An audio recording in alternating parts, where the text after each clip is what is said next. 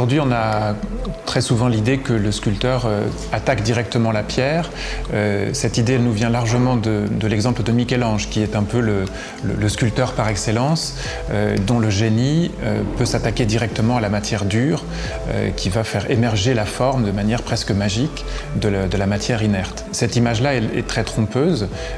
Il n'empêche qu'elle s'est imposée. Dans les faits, la taille directe a été une pratique très développée à partir des années 1910-1920. Bourdelle réfléchit beaucoup, veut essayer la taille directe, s'y essaye, et puis revient à la technique de taille indirecte avec report de points, parce que c'est plus efficace, ça permet d'aller plus vite et d'être plus précis.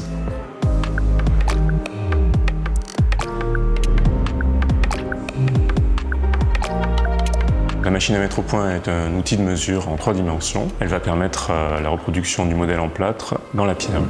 Les points de basement seront mis en place sur le modèle en plâtre et ils seront ensuite repositionnés sur la pierre au même endroit.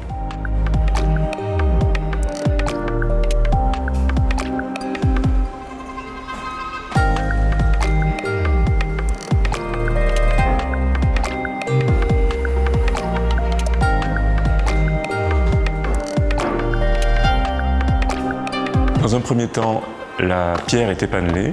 On va sortir la forme générale par grand plan.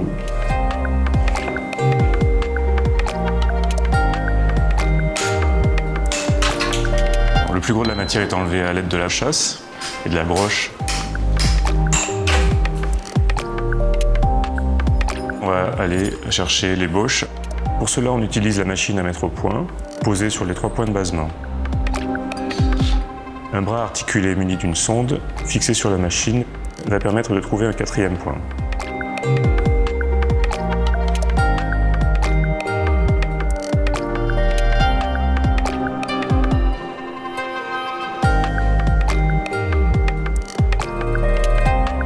La sonde qui nous permet d'aller chercher le point coulisse sur la machine et permet d'avancer petit à petit vers les points les plus saillants sur la sculpture. Les points qui sont pris en gras sont des points qui sont soutenus, c'est-à-dire pris en laissant une marge de quelques millimètres. Une dizaine de points sont nécessaires.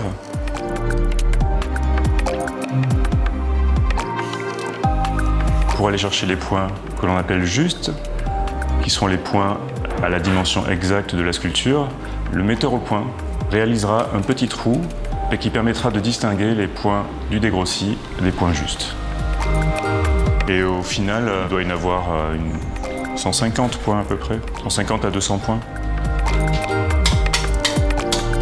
Une fois les points justes pris, le praticien va pouvoir relier les points les uns aux autres en respectant le modelé de la sculpture. Les premiers outils utilisés sont des gradines à dents pointues. Et au plus on va s'approcher de la finition, au plus les dents seront serrées et les dents seront plates. Il faut plus d'une centaine d'heures de travail depuis les points de basement jusqu'à l'étape de l'approche du modelé, et il en faudrait autant pour réaliser les finitions dans le marbre.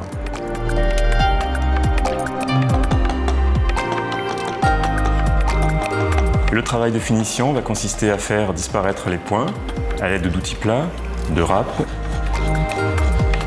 et un polissage sera réalisé au papier abrasif.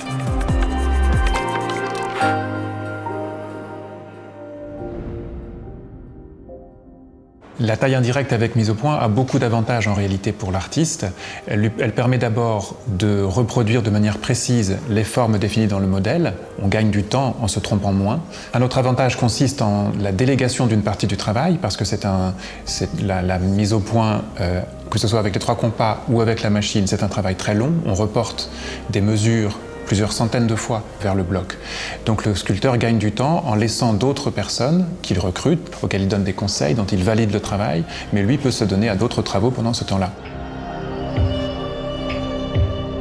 Qui est l'artiste dans tout cela? Eh bien l'artiste, c'est celui qui conçoit l'œuvre, c'est celui qui définit la forme, la composition, les dimensions, le matériau. C'est lui qui endosse la responsabilité, c'est lui qui signe, mais en sculpture, comme en réalité en peinture, plus qu'on ne le pense, la création est très souvent une affaire collective, une affaire qui implique plusieurs compétences, plusieurs savoir-faire, sous la responsabilité, sous la houlette du maître.